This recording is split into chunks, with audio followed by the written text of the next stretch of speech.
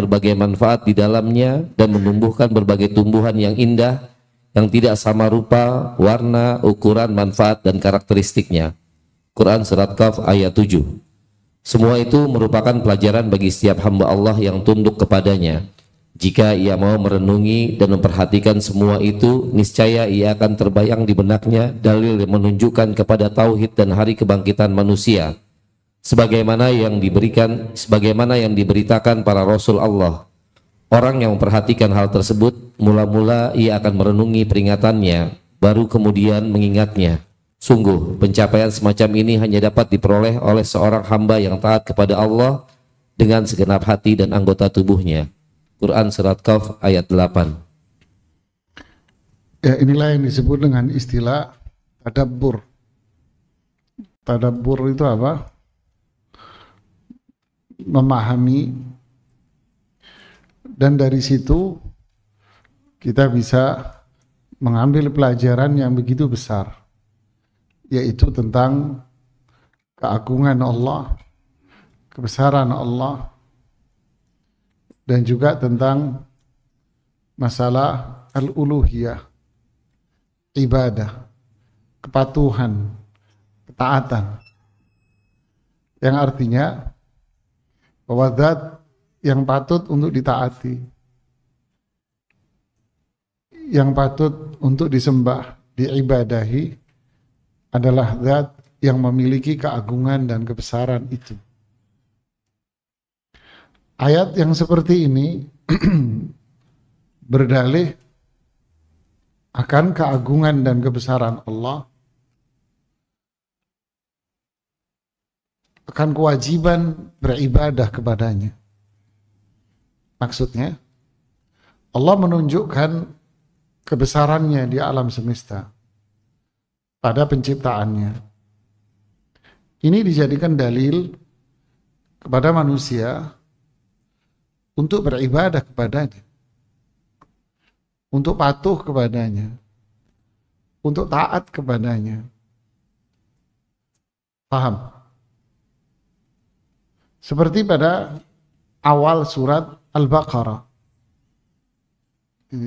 Di surat Qaf ini banyak sekali padanannya yang tajam di awal surat Al-Baqarah. Di ayat 21 dan 22. Bicara pada penciptaan al-alam al-ulwi, alam bagian atas dan alam sufli, alam bagian bawah. Allah berfirman, ya ayyuhan nas, yang diajak bicara manusia semua. Ya ayyuhan nas u'budu rabbakumul ladzi khalaqakum walladzina min qablikum la'allakum tattaqun. Wahai manusia, semua manusia. U'budu rabbakum. Beribadalah kalian kepada, tidak dikatakan u'budullah, enggak. Tapi u'budu rabbakum. Yang dipakai di sini adalah sifat rububiyah. Ibadalah kalian kepada zat yang memiliki sifat rububiyah. Apa itu sifat rububiyah? Alladzi khalaqakum. Yang nyiptain kalian. Berarti sifat rububiyah adalah zat yang mencipta, ciptain kita. Walladzina min qablikum, dan menciptakan sebelum kita. La'allakum tattaqun. Nah, dijadikan dalil ini semua untuk apa? Ketakwaan, ibadah. Agar kalian ibadah, ini tujuannya. Lalu disebutkan lagi rububiyah Allah. Keagungan, kebesaran Allah di alam semesta. Alladzi ja'ala lakumul arda firasha. Dialah yang menjadikan bumi ini lakum, untuk kalian. Indah sekali ya. Dialah yang menjadikan bumi, menciptakan bumi ini dari tidak ada menjadi ada. Untuk siapa? Lakum, untuk kamu. Allah jadikan bumi ini firasha, ibarat kasur hamparan yang kamu bisa beristirahat dan menikmati kekayaan yang ada di sana. Ini alam bawah. Wassamaa binaa. Dan Allah jadikan langit ini kayak bangunannya. Wa anzala minas samaa'i maa'a. Dan Allah turunkan dari langit, yaitu zat yang memiliki sifat rububiyah ini. Langit apa? Air. Hujan. Untuk apa? Fa akhraja bihi minats tsamarat. Dengan air hujan ini Allah mengeluarkan buah-buahan, tanaman, pohon, sayuran dan sebagainya. Untuk apa? Rizqan lakum, rezeki buat kamu. Sekali lagi nih, buat kamu, rezeki kamu. Subhanallah. Untuk apa Allah menyebutkan ini semua? Kenapa Allah menyebutkan kekuasaannya pada penciptaan langit, pada penciptaan bumi? Tujuannya adalah dijadikan dalil ini. Untuk apa? Fala taj'alu lillahi andada. Jangan kalian membuat sekutu-sekutu selain Allah. Wa antum ta'lamun, dan sebetulnya kalian itu tahu kalau ini adalah sekutu-sekutu. Makanya Imam Ibnu Katsir mengatakan Allah Subhanahu wa taala mulai menjelaskan di ayat ini apa uluhiyahnya sebetulnya yang dijelasin. Yaitu apa? Ibadah. Kewajiban untuk beribadah hanya kepada Allah. Kewajiban untuk taat kepada Allah. Kewajiban untuk patuh kepada Allah. Dengan menyebutkan kekuasaan-kekuasaan dan kebesaran Allah Subhanahu wa taala. Intinya, kata Imam Ibnu Katsir, annahul khaliq, dialah zat yang maha mencipta. Langit dengan seperti ini. Ya. Tapi dikatakan di ayat ini, yang ngangkat langit ini siapa? Untuk diciptain pertama kali butuh diangkat ke atas. Kan posisinya di atas. Kalau atap butuh diangkat. Siapa yang ngangkat atap? Langit siapa yang ngangkat? Terus yang bikin langit ini rata dengan sempurna, tak ada keretakan, tak ada apapun. Warnanya tak ada kebudaran sedikit pun. Ya. Inilah keagungan kebesaran Allah. Ar-Raziq, dialah Allah yang memberikan rezeki. Dari langit diturunin hujan. Hiduplah alam yang di bawah, tanah-tanahnya. Malikul Ardar, dialah pemilik dari alam semesta ini. Wasakiniha, penghuni di alam ini pun yang punya juga Allah. Waraziquhum, dan yang ngasih rezeki para penghuninya juga zat yang punya sifat rububiyah ini. Wabihada, atas dasar ini semua. Nah, ini tujuan utamanya. Atas dasar ini apa? Yastahiqqu an yu'bad.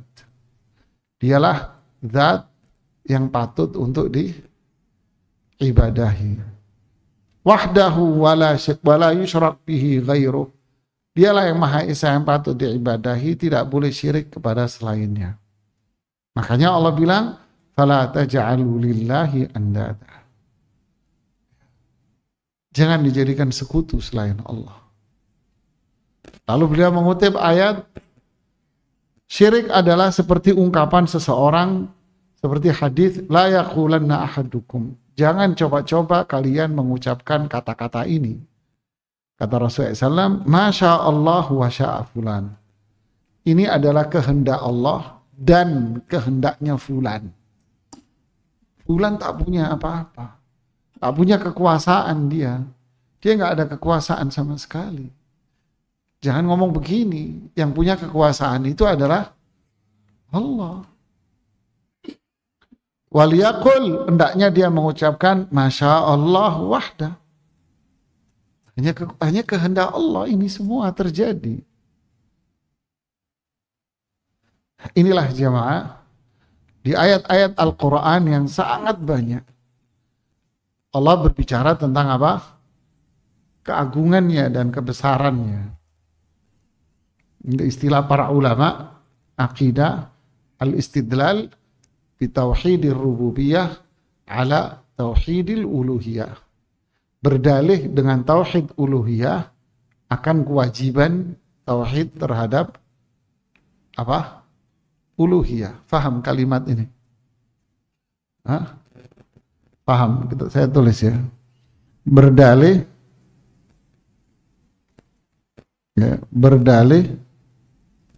dengan apa? Tauhid rububiyah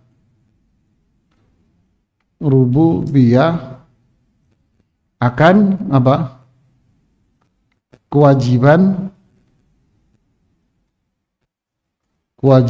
tauhid uluhiyah.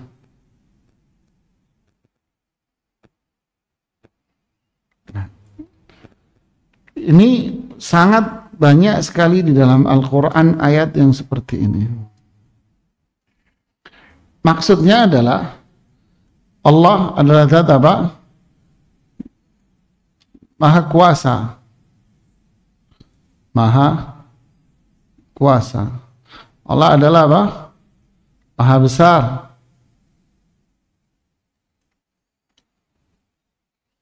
Apa tanda-tandanya? Kalau Allah Maha Kuasa, Maha Besar pada penciptaan. Apa penciptaan Allah yang paling besar? Penciptaan yang paling besar.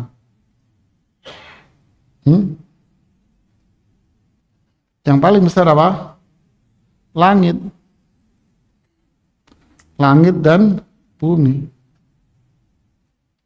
La khalqus samawati akbar min khalqi. Penciptaan langit ini jauh lebih besar daripada penciptaan kamu. Ibaratnya habis ngelihat gajah terus ngelihat semut. Ibaratnya ya, ada film kartun itu, anak-anak kecil film kartun, anak-anak kecil bikin kapal-kapalan pakai apa?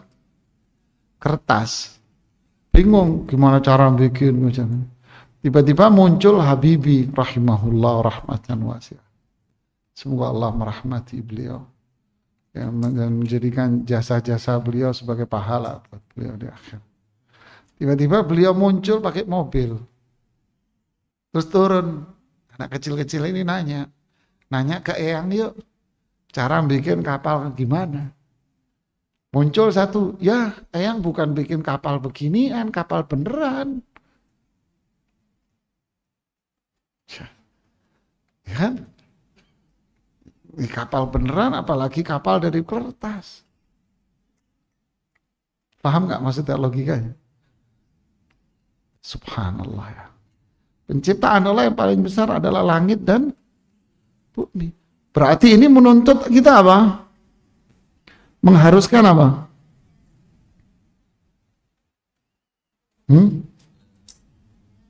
Mengharuskan tauhid. Nah, mengharuskan tauhid uluhiyah.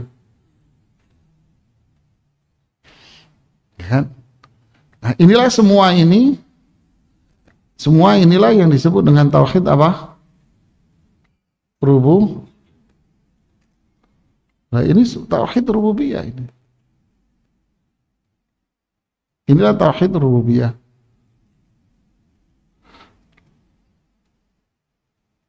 Jadi tauhid rububiyah menghendaki seseorang untuk apa? Uluhiyah.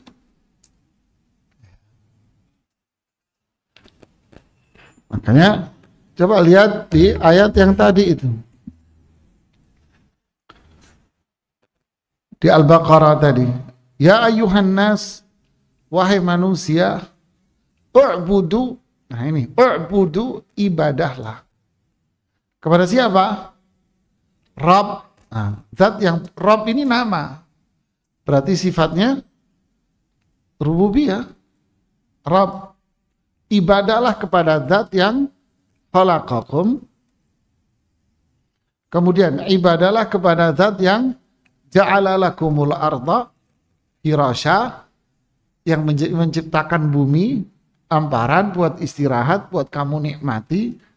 Ibadahlah kalian kepada zat yang anzala minas sama ma'an, ibadahlah kepada zat yang wassama'a bina'a, yang menciptakan langit yang begitu hebat. Ibadahlah kalian kepada zat yang menurunkan hujan dari langit. Ibadahlah kalian kepada zat yang menjadikan air hujan ini sebagai kehidupan bagi alam semesta ini. Ibadahlah kalian kepada zat yang ngasih rezeki kalian, makanan, buah-buahan, dan sebagainya. Untuk itu, jangan syirik. Inilah luar biasa. Subhanallah. Nah di surat Qaf ini Allah mengatakan apa? Di ayat yang sini. Wa dzikra tafsiratan wa dzikra likulli 'abdin munib. Ayat yang ke-8. Tafsiratan wa dzikra likulli 'abdin munib. Apa artinya? Untuk menjadi pelajaran dan peringatan bagi setiap hamba yang kembali tunduk kepada Allah. Nah, inilah yang disebut di Al-Quran dengan nama fa'tabiru ya ulil, ambillah pelajaran wahai hamba yang punya akal. Nah, atas dasar ini kan banyak intelektual barat yang mereka ahli di bidang ilmu pengetahuan alam, banyak dari mereka masuk Islam. Nggak mungkin ini ada dengan sendirinya. Tidak mungkin ini ada karena sebuah evolusi atau apalah istilahnya. Pasti ada yang menciptakan dan menjadikan itu ada. Subhanallah. Nah, atas dasar ini syirik itu menjadi dosa yang paling berat. Kelewatan kamu. Dan orang yang ingkar kepada Allah hanya disebut orang yang berpaling, ingkar jauh, disebut ingkar kamu. Nah, inilah yang menjadikan azab itu cukup berat buat mereka. Ya, kita lanjutkan yang ke-8. Bismillah. 8. Tamsil kebangkitan melalui rezeki. Apa maksudnya tamsil? Ini bahasa Arab ini, at-tamsil. Tamsil perumpamaan. Jadi Allah berdalih akan adanya hari kebangkitan manusia dari kubur dengan apa? Dengan tumbuhnya tanaman-tanaman dan buah-buahan. Subhanallah. Fadhal. Allah Subhanahu wa taala berfirman dalam surat Qaf ayat 9 dan 11. Dan dari langit kami turunkan air yang memberkahi, yang memberi berkah, lalu kami tumbuhkan dengan air itu pepohonan yang rindang dan biji-bijian yang dapat dipanen, dan pohon kurma yang tinggi-tinggi yang mempunyai mayang yang bersusun-susun sebagai rezeki bagi hamba-hamba kami. Dan kami hidupkan dengan air itu negeri yang mati atau tandus, seperti itulah terjadinya kebangkitan dari kubur. Surat Qaf 9 dan sampai 11. Kemudian Allah Subhanahu wa taala mengajak manusia untuk merenungi unsur terpenting dari rezeki, makanan pokok, pakaian, kendaraan dan perkebunan mereka, yaitu air yang diturunkannya dari langit dan yang dibuatnya penuh berkah. Dengan air itulah Allah menumbuhkan buah-buahan yang beraneka warna dan rasa di perkebunan mereka. Ada yang berwarna putih dan ada pula yang berwarna hitam, merah atau kuning. Ada yang rasanya manis dan banyak pula yang rasanya masam. Allah menjelaskan semua itu berikut ragam dan jenisnya. Allah juga menumbuhkan dengan air berbagai biji-bijian dengan jenis, warna, manfaat, macam, ciri, bentuk dan ukuran yang berbeda antara satu sama dan lainnya. Surat Qaf ayat 9. Selanjutnya Allah menyebutkan perihal pohon kurma secara khusus pada surat Qaf ayat 10. Alasannya tidak lain karena di dalamnya terkandung banyak pelajaran dan petunjuk yang jelas bagi seseorang yang mau merenungi ayat berikut. Lalu dengan air hujan itu dihidupkannya bumi setelah mati atau kering. Quran surat Al-Jathiyah ayat 5. Oleh sebab itu pula dia mengaitkan hal itu dengan firman-Nya, seperti itulah terjadinya kebangkitan dari kubur. Quran surat Qaf ayat 11. Maksudnya sebagaimana dikeluarkannya buah-buahan, makanan pokok dan biji-bijian dari bumi, maka seperti itu pula kamu dibangkitkan dari dalam tanah setelah kamu dikubur.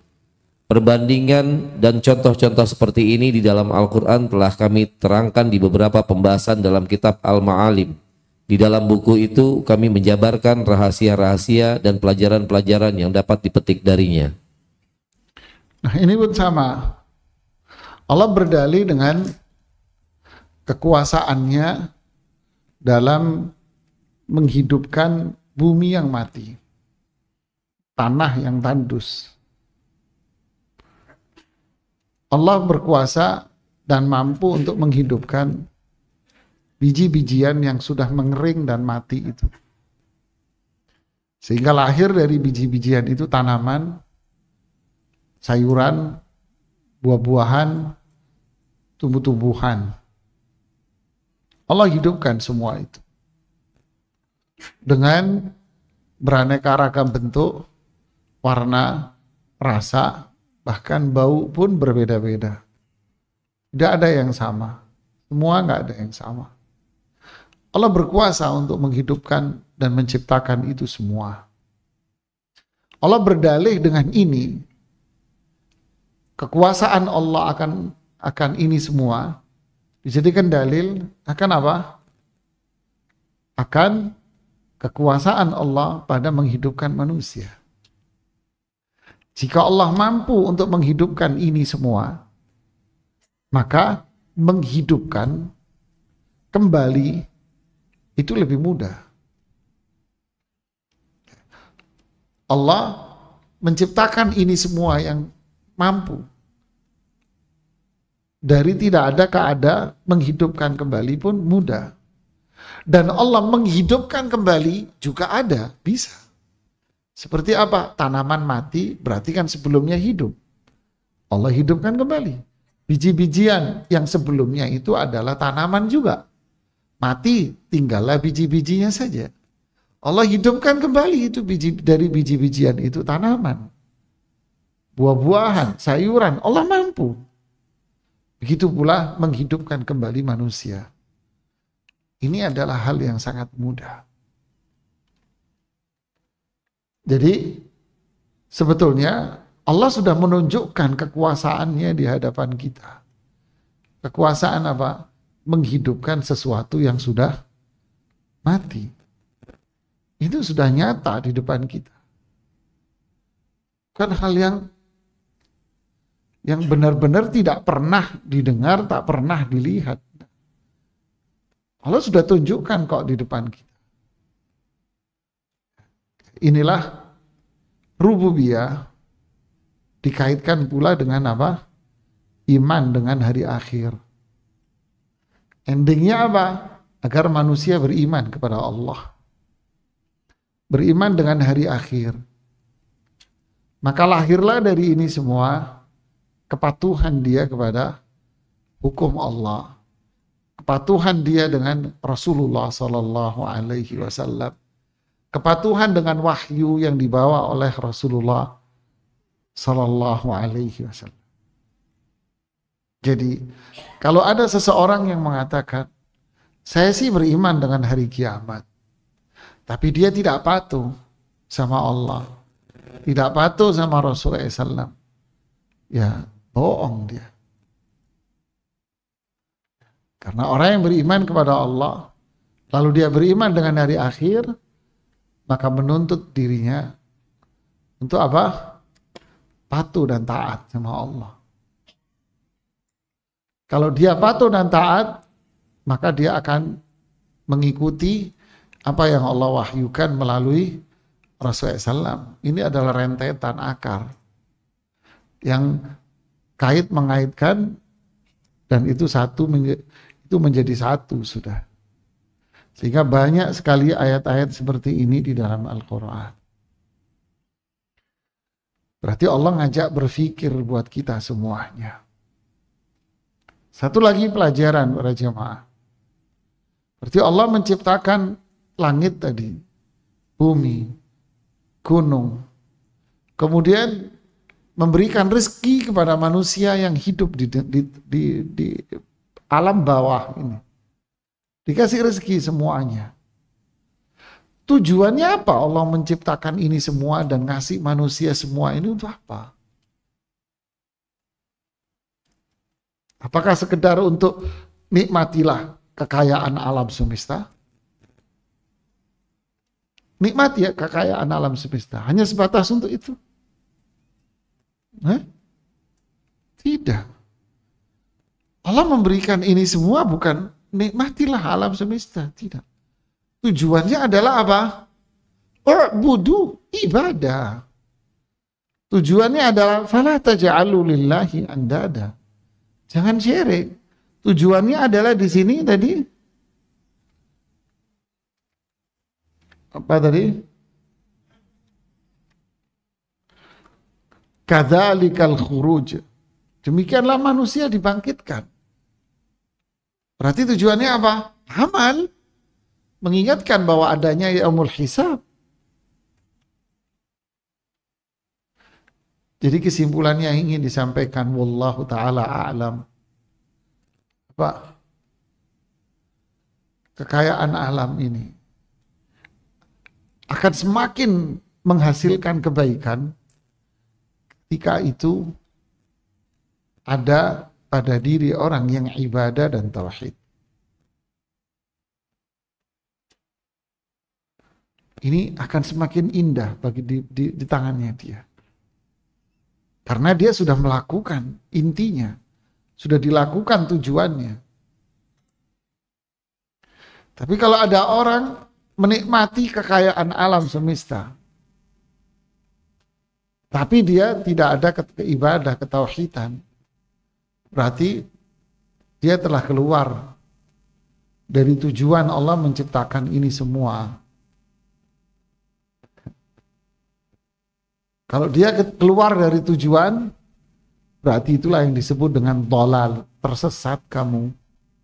Kamu keluar dari tujuan. Nah inilah azab dan kebinasaan bagi dia. Dia bukan hamba Allah, tapi dia hamba buat hawa nafsunya dia. Makanya azablah buat dia. Nah inilah yang fenomena zaman sekarang ini terjadi. Sudah nggak peduli. Idza tabaya'tum bil'ina wattaba'tum adnabal baqar wa raditum bizar'i wa taraktumul jihada sallatallahu alaikum dhullan. Jika kalian jual beli dengan ina, mungkin makna umumnya ya secara umum bukan mungkin. Ina itu salah satu transaksi jual beli riba. Tahu? Mas, mobilnya dijual nggak? Saya beli ya. Berapa? 100 juta. Deh, saya beli mas mobil kamu. Saya cicil setahun ya mas ya. Oh ya, boleh. Saya beli. Terus saya bilang, mas beli lagi dong mobilmu. Tak jual lagi ke kamu. Mau nggak kamu? Berapa? 80 juta. Cash tapi ya. Ya. Nih, jual beli. Ini namanya jual beli inah.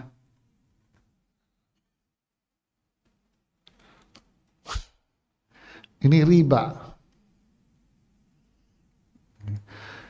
Jika kalian jual belinya sudah tak peduli lagi dengan aturan syariah, riba pun diterjang.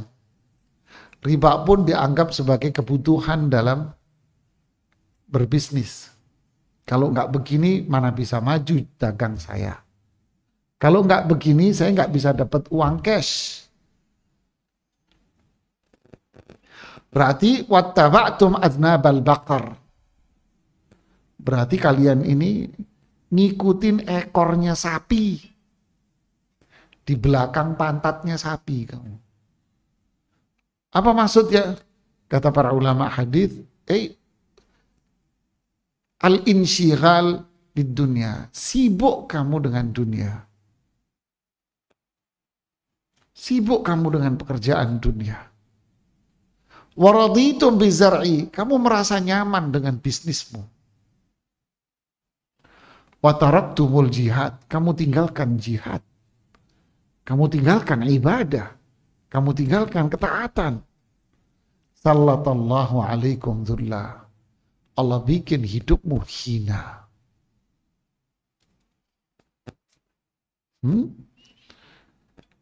Hina kamu sibuk dengan ini. Kenapa? Allah ciptakan alam semesta dengan kekayaan bukan untuk ini. Bukan untuk ini Allah ciptain alam. Untuk apa? Ibadah. Tauhid. Jadi ketika dia ibadah tauhid, maka dunia itu itulah keberkahan dunia.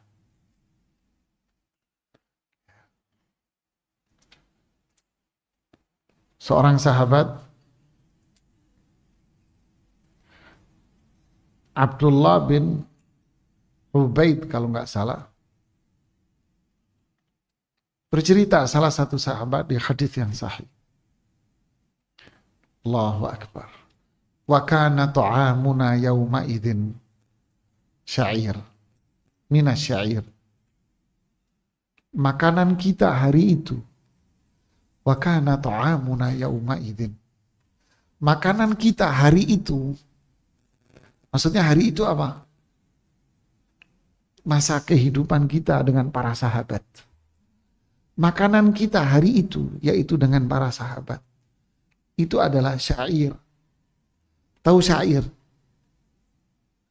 Syair ini juwawud katanya orang. Tahu juwawud?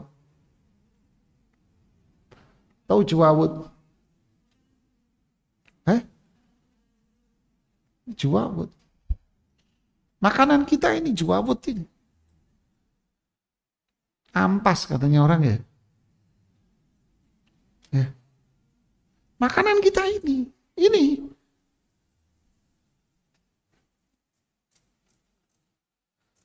Subhanallah. Coba makanannya raja-raja di zaman itu.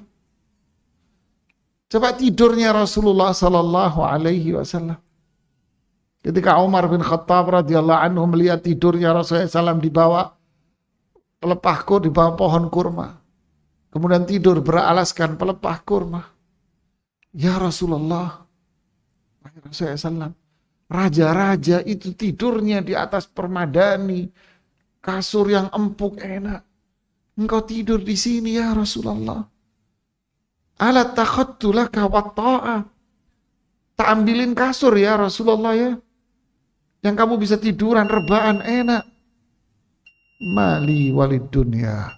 Buat apa wahai Umar dunia? Artinya apa? Allah ciptaan kita bukan untuk yang ini. Endingnya itu untuk ibadahnya itu loh. Berarti kalau kita fokusnya di sini, dia ibadahnya tauhid. Maka yang dunia ini akhirnya ngapain? Ya, ikutlah. Paham nggak logikanya? Loh, kalau kita kejar yang ininya, ya dunianya ikut. Karena dunia ini diciptakan untuk apa? Ya untuk yang ini, untuk akhirat. Ini Maka ini kekuatannya di sini. Ya ayuhan nasu ubudu, manusia, ibadah kamu. Ini diciptain untuk ibadah. Berarti kalau orang ibadah, dunianya ikut. Tapi kalau orang ikut dunia, kamu dibawa pantatnya ke sapi kamu. Ya kan? Bokongnya sapi, kata orang Jawa. Akhiratnya, ya mau akhirnya pergi. Subhanallah, itu pelajaran-pelajarannya. Jadi, nggak pantas kalau kita ini cemburu, ngiri terhadap orang-orang yang hidup di belakang bokongnya sapi. Loh, orang kok di belakang bokongnya sapi, ente coba saya kayak dia. Lu udah bokongnya sapi ya. Ya kan? Coba kok di kentola ukur suksesan.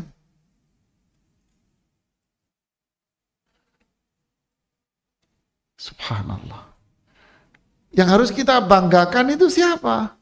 Siratal ladzina an'amta alaihim.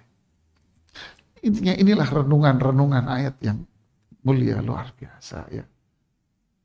Kita dengarkan azan.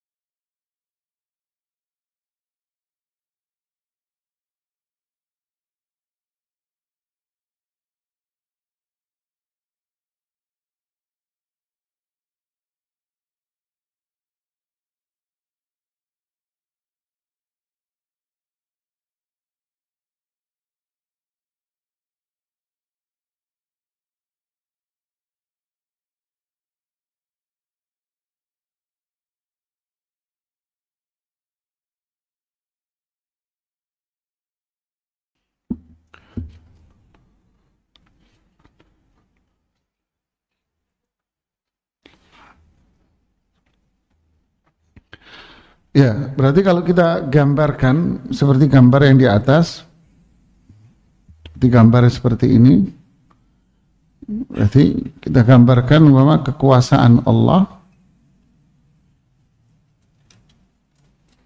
kekuasaan Allah. Apa bentuk kekuasaan Allah? Apa? Mencipta.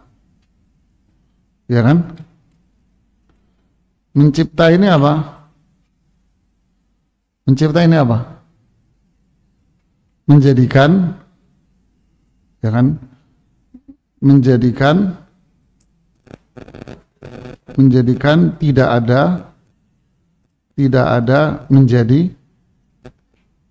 menjadi ada. Atau kekuasaan Allah juga terlihat pada apa? Menghidupkan.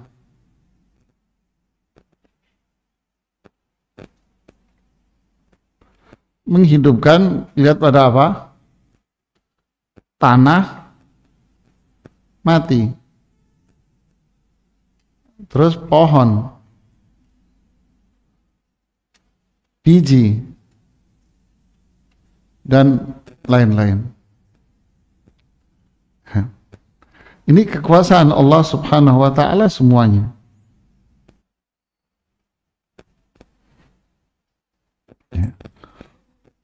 Ini tanda kekuasaan Allah. Jika Allah mampu untuk melakukan ini, berarti artinya apa? Bagaimana dengan apa? Menghidupkan kembali manusia.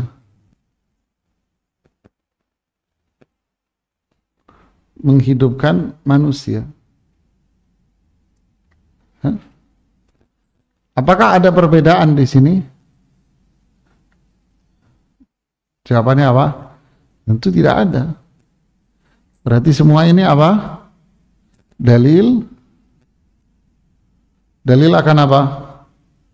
Kebangkitan itu apa? Kebangkitan pasti terjadi. Nah, ini bukti ini jemaah.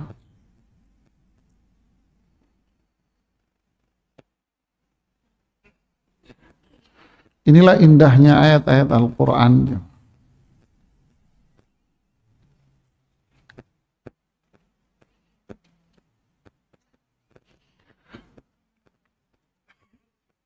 Jika beriman dengan hari kebangkitan, apa tuntutannya dia? Jika beriman,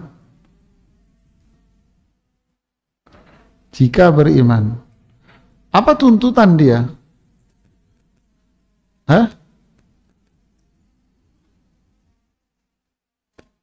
Apa tuntutannya? Ya kan? Tuntutannya apa? Tuntutannya adalah taat kepada siapa? Kepada Allah dan Rasul. Kemudian dan apa? Ibadah hanya kepadanya.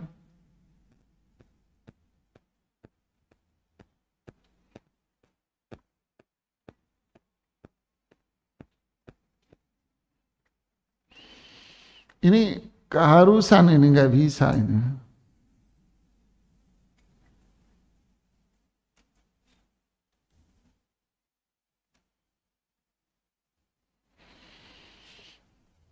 Paham? Ini kesimpulan agar terbentuk pola ini di pikiran kita.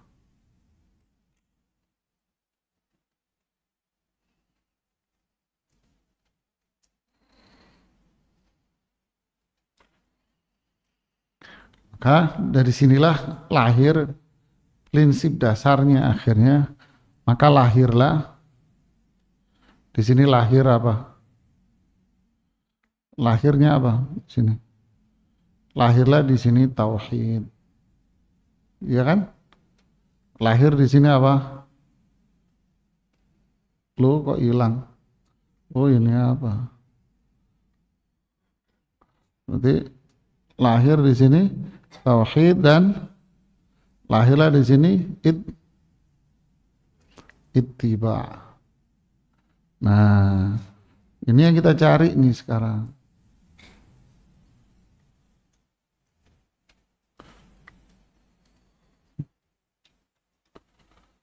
Paham jemaah?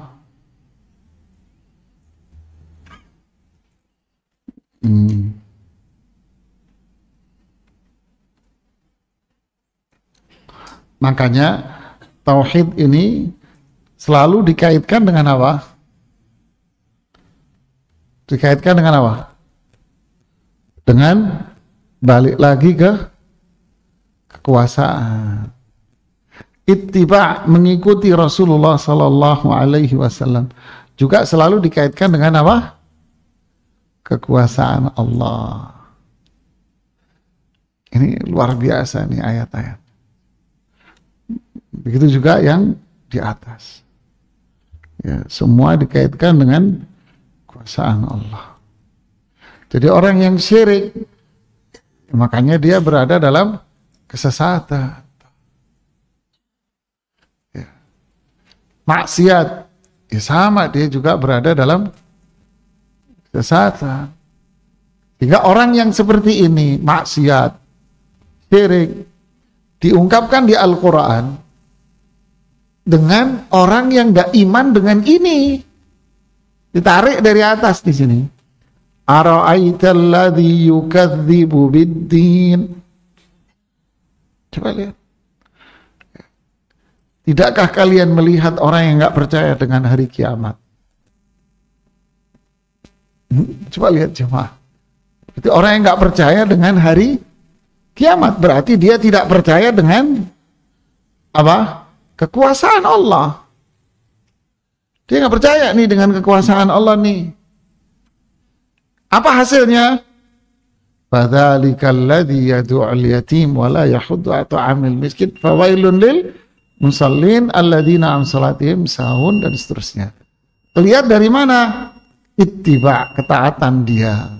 Nggak ada. Inilah sebuah rangkaian skema. Ya, inilah skemanya besar ini. Nah, ini skemanya sudah. Paham jemaah?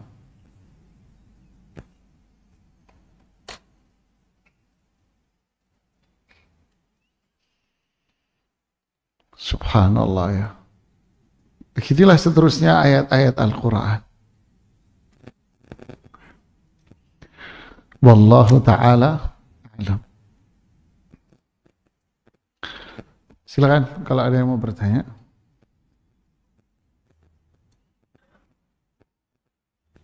Dari Iwan ada yang bertanya?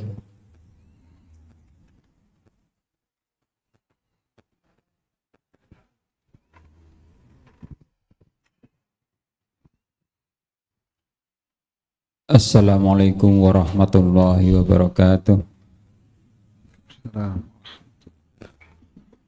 Ustadz, dengan mentadaburi ayat-ayat yang sudah Ustadz sampaikan dan hadis tentang aina ini, terutama dalam ayat Al-Quran surat Al-Baqarah 21-22, hakikatnya ibadah itu adalah perintah Allah untuk seluruh manusia. Pertanyaan saya, Ustaz, dari jumlah manusia kemungkinan saat ini 7 miliar, orang yang mukmin atau muslim kurang lebih 1,6 miliar. Sedangkan yang muslim saja, rasanya kalau kita melihat dalil-dalil yang begitu berat kita jalani, rasanya berat sekali untuk meraih surga itu. Pertanyaan saya, Ustaz, mohon dijelaskan. Manusia yang begitu banyak itu, rata-rata mereka pun tidak mengetahui Islam, seandainya mereka tahu pun yang jelek-jelek. Demikian juga umat Islam yang hanya sekian miliar ini, yang tahu Islam pun juga hanya sebagian. Terima kasih, Ustaz. Bagus Pak pertanyaannya, Masya Allah.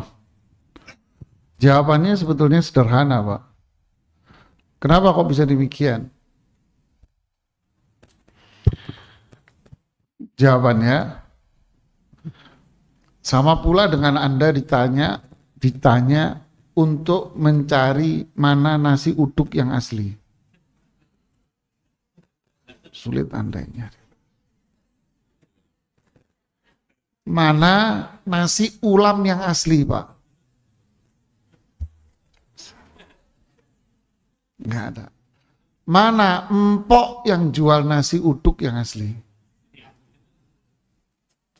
Itu sulit Pak, sulit. Nggak bisa. Kenapa? Karena empok-empoknya sudah mati. Sedang anak-anaknya nggak mau belajar dari empoknya. Lahir pula cucunya empok, belajar dari anaknya empok yang nggak belajar dari empok. Paham? Nah itulah Rasulullah SAW bersabda, Inna min asyrati sa'ati an yurfa'al ilmu wa yafshuwal jahl. Di antara tanda hari kiamat, ilmu ini diangkat nanti sama Allah. Kejahilan itu merembak di mana-mana. Nah, ini Pak, sudah. Terus akhirnya muncul apa? Muncullah nasi uduk. Yang bikin siapa? Cucu cicitnya. Belajar dari ibunya, dan ibunya tidak belajar dari ibunya, dan ibunya tidak belajar dari empok. Lahirlah nasi putih dibilang nasi uduk. Ya kan? Begitu sudah. Ini ilustrasi, Pak. Begitulah yang sekarang sudah. Loh, apa solusinya? Di hadis yang tadi itu, para pengikut pantat sapi, ujungnya apa, Pak? Hatta tarji'u ila dinikum. Sampai kalian balik ke agamamu. Apa agama kita? Al-Quran. Hadis. Siratal ladhina an'amta alaihim. Sahabat. Tabi'in. Sampai kalian kembali ke sini. Dengan murni belajar Quran dengan tafsir yang jelas. Dengan hadis yang sahih. Dengan penjelasan para ulama. Kembali ke para ulama kita. Yang dulu-dulu. Bukan yang sekarang. Kalau sekarang ngelama. Bukan ulama. Bukan. Kalau dulu ulama, kalau sekarang ngelama. Atau sekarang ulama singkatan. Kepanjangan dari ulam filma. Nggak tahu kan? Orang Jawa yang ngerti. Ulam itu apa? Ikan. Ulam filma, ikan di air. Jadi belajarnya kemana? Cari, masih ada nggak yang tersisa? Empok-empoknya. Balik ke empoknya. Mana empoknya? Kitab-kitab tafsir.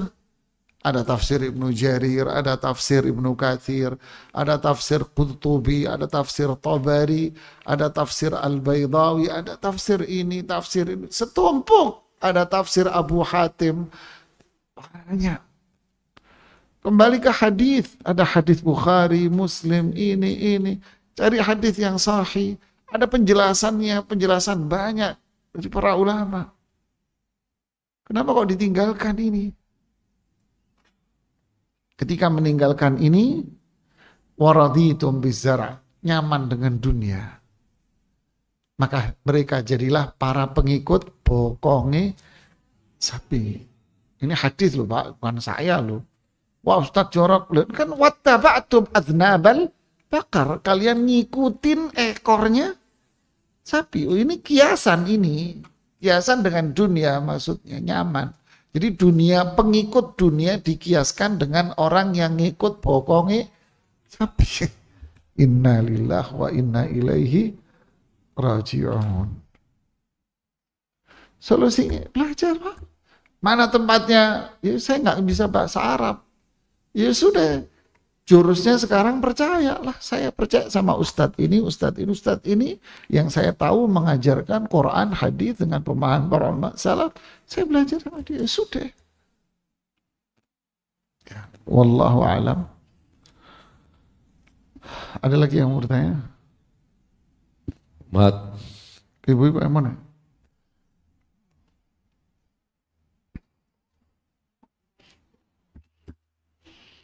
Alhamdulillah nggak ada yang nanya. Ya Allah.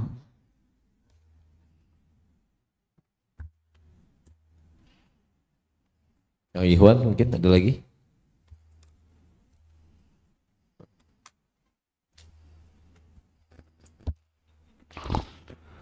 Nggak ada yang nanya. Alhamdulillah. Sebagai penutup, apa yang dimaksud dengan jual beli ina tadi? Itu maksudnya adalah biar nggak penasaran. Itu namanya ngakalin riba. Ngapa? Ngakalin riba. Jadi kalau dia minjem duit, ya kan, Mas minjem duit 80 juta, pamannya, dia kan nggak ngasih. 80 juta balikinnya 80 kan gitu kan. Tapi diakali dengan cara itu seolah-olah itu jual beli. Padahal ini adalah utang piutang. Sebetulnya dia ngutang 80 dibayar cepet. Nah itu dibilang, lu kok dibilang akad jual beli? Ini cuman akal. Sama aja Pak. Pembiayaan unit usaha. Padahal itu apa? Utang. Oke. Pemodalan usaha. Padahal pembiayaan rumah, mobil. Padahal utang. Kartu sakti. Padahal gak duwe duit Mas, gak duwe duit Mas, belagu Mas, ora duwe duit mangan warteg Mas, belagu ada gesekannya, ora ndak duwe duit kok, gak punya duit belagu ada gesek Mas, walah, gak duwe duit gesek. Nah itu namanya transaksi riba Mas. Ya, sampai di sini ini yang bisa saya sampaikan, semoga bermanfaat. Subhanakallahumma bihamdik asyhadu an la ilaha illa anta astaghfiruka wa atubu ilaik. Assalamualaikum warahmatullahi wabarakatuh.